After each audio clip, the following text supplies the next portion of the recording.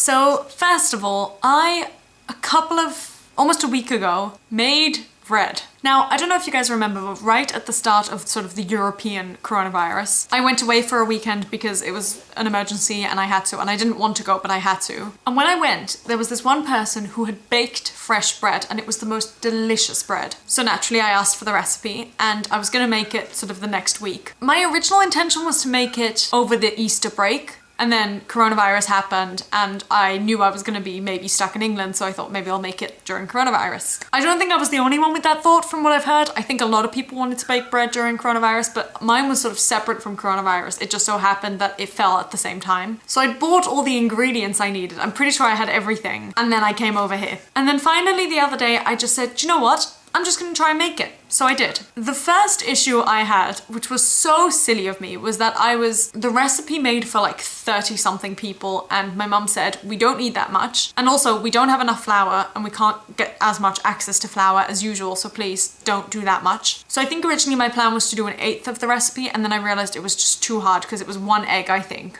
Or maybe 2, but even then 1/4 of an egg is so hard to sort of measure out. So I ended up doing 1/4 of the recipe, which was fine. And I'd done all the maths for all the things. I'd rewritten the recipe with new measurements. But I didn't have, or I couldn't find, a thing that measures water, like where you can see how many liters it is. And I think I needed 1/4 of a liter. So this wise girl decided to use tablespoons to try and measure it out, because the tablespoons did say how many milliliters they were. And the same silly girl measured out 25 milliliters instead of 250, which is not so brilliant. So as I was mixing the stuff, because my mom has like a special bread mixing machine, I was just like, this looks way too floury. There is no way this is gonna become bread. And luckily I realized on time that it wasn't enough water. But at that point, I didn't measure the water, so it was sort of a guessing game and I was going, is this too dry? Is this too sticky? Is it fine? We got there in the end. And then I think I let it rise and I was gonna come back to it and I decided, no, I'll just come back to it in the morning. So I let it rise overnight. And then I think I had to knead it again, which I did. And then I had to let it rise again, which I did.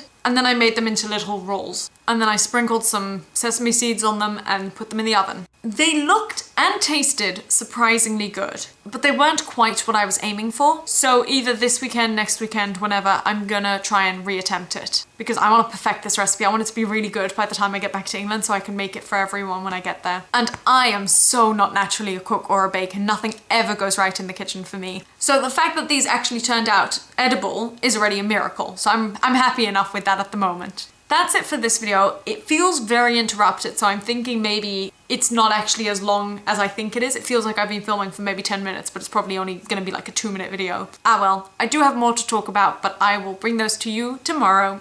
I can't say bye. Bye! That was good enough.